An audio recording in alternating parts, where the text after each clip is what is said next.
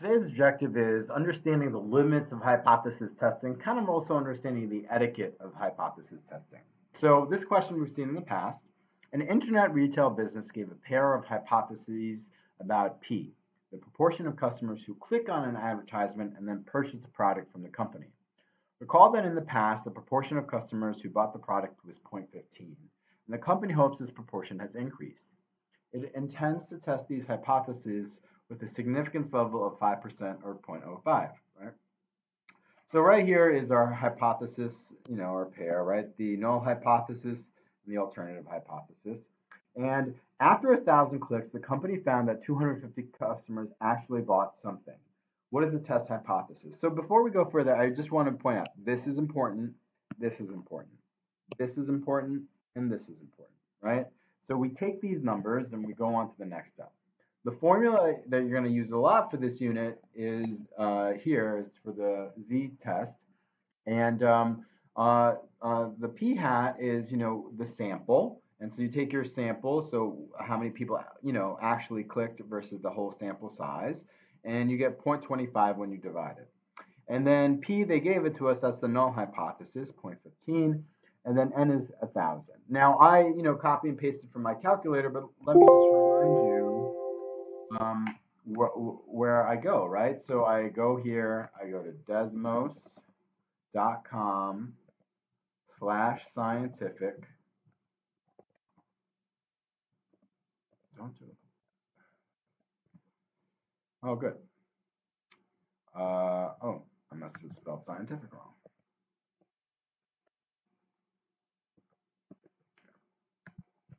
So we go to scientific and AB, right? 0.25 minus 0.15, right? That's how I do that. I do square root, and then I do AB again, and I do 0.15, 1 minus 0.15,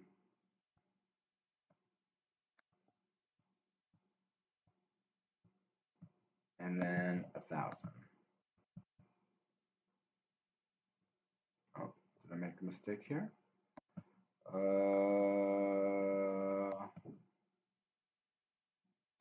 Isn't that interesting? Let's see, 0.25 minus 0.15, 0.15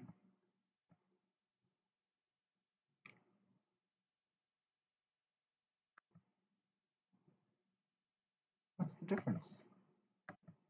I mean, honestly, it's still a very large significance value, but what happened?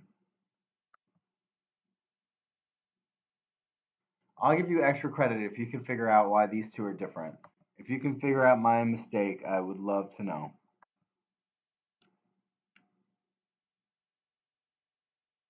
All right. We're going to go off of what we got from this calculator.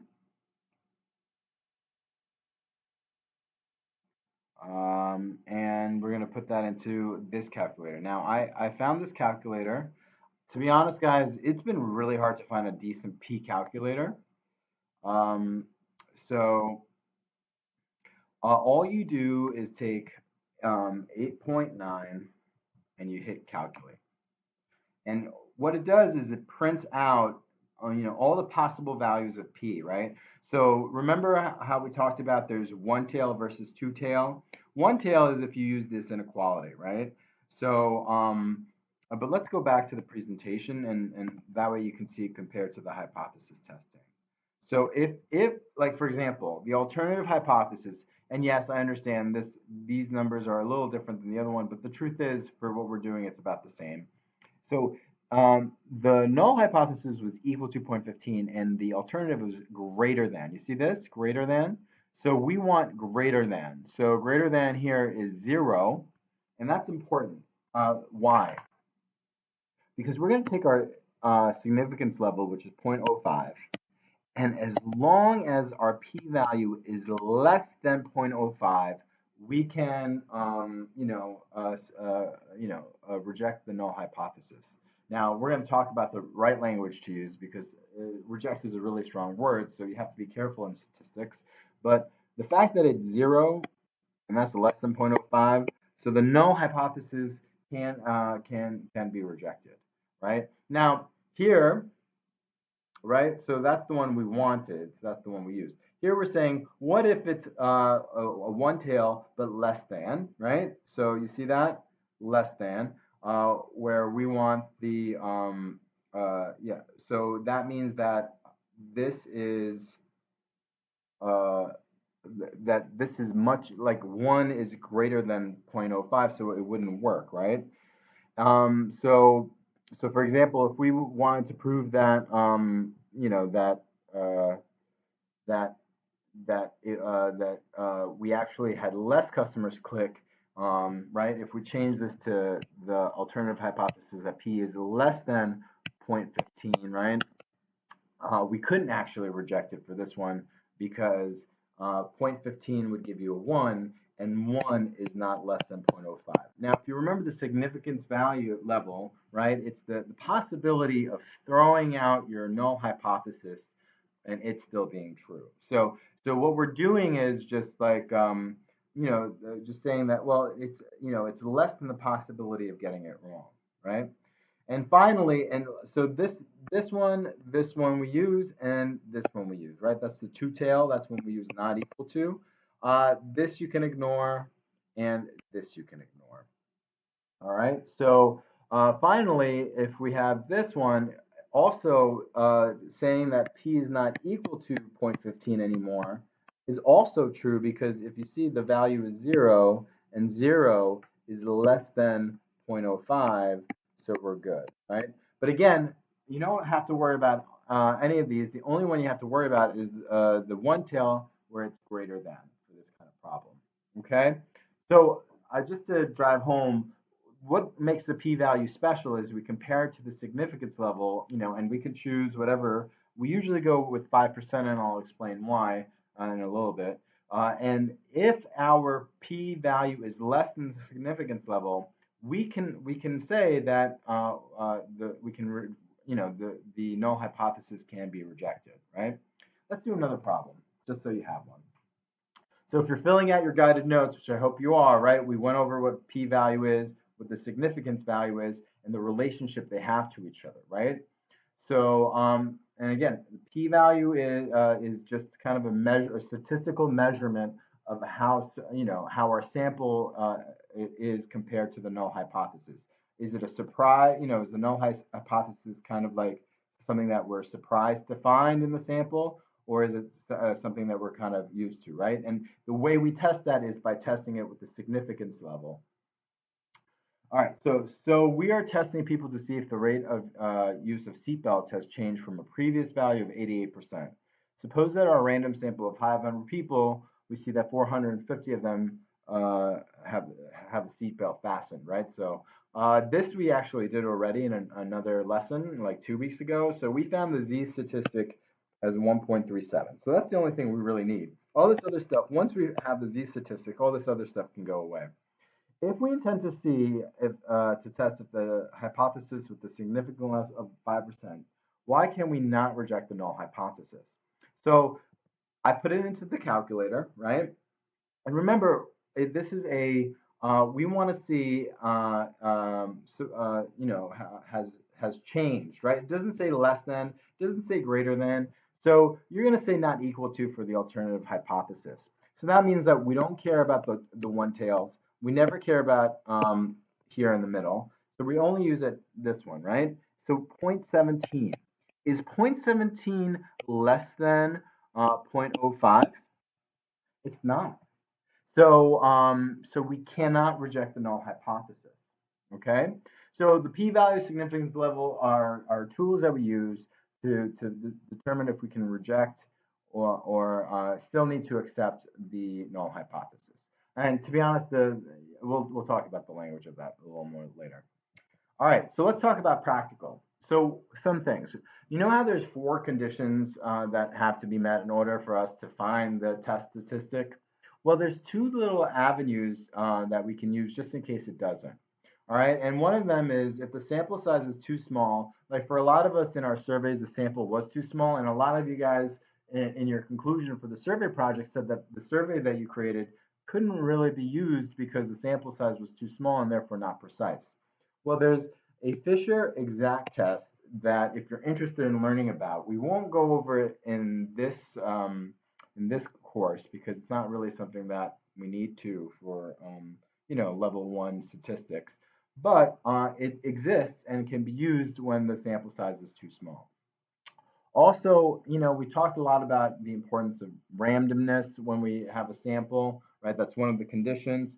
Well, the random sample are relatively rare, right? Like if you think about it, when they do these college things, they're getting college students. You guys had to survey students at IEC, so it's like, it's not something that's easy to do. So sometimes researchers are just like, we understand it's not random, but we're not interested in making generalizations about the larger population. We're being very specific. So for example, you guys were like, oh, well, this is about IEC, so it's okay that it's not random. It's okay that there's, because a lot of the things we said that it wasn't accurate because it was biased.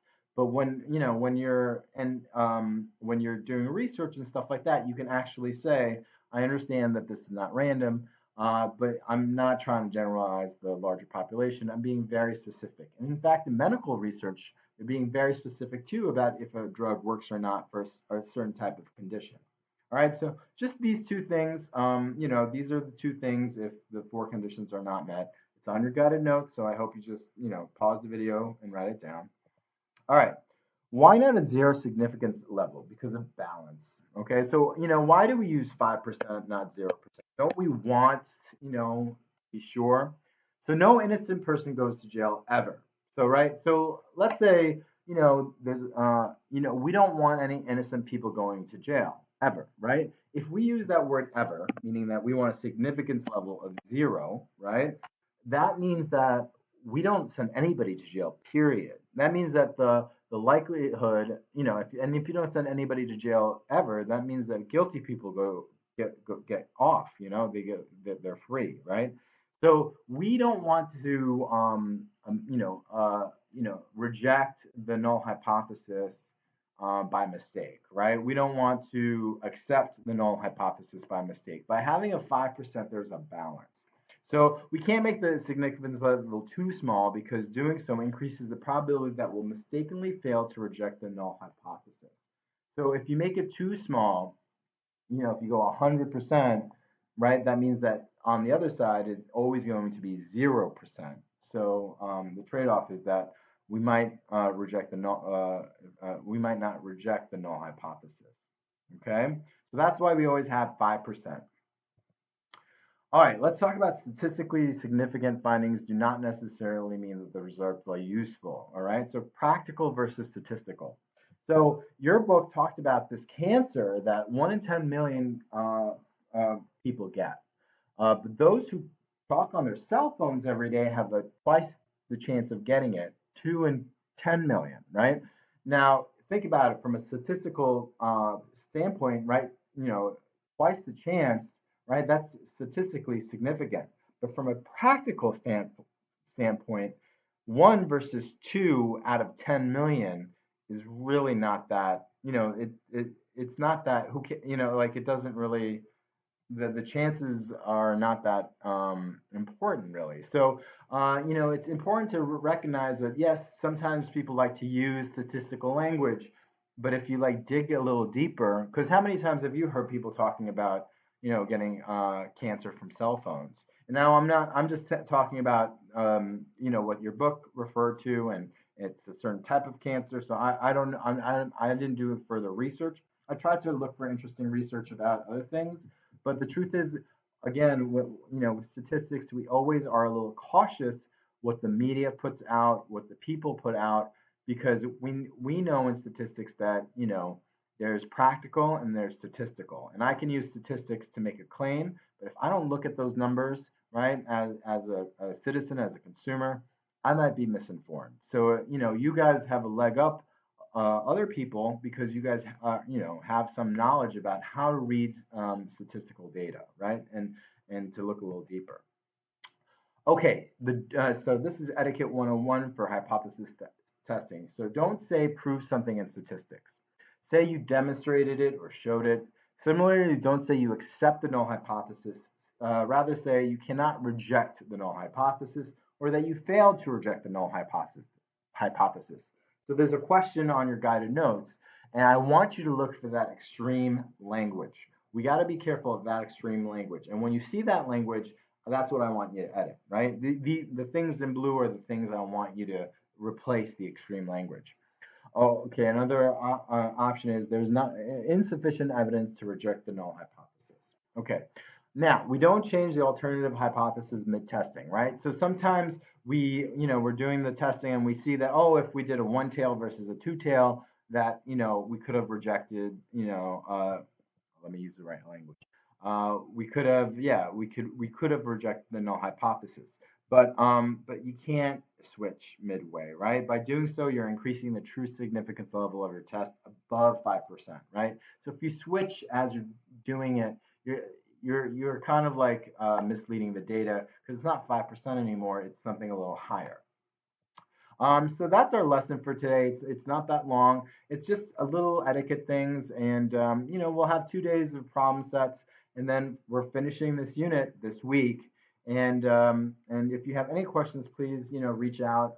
Let me know if the videos are helping for the problem sets. I like to put them out a day after they're due, so people can try them, try to get full credit. And then if you're still struggling, you can do it the day after and get not as high, but still get some good credit. Okay.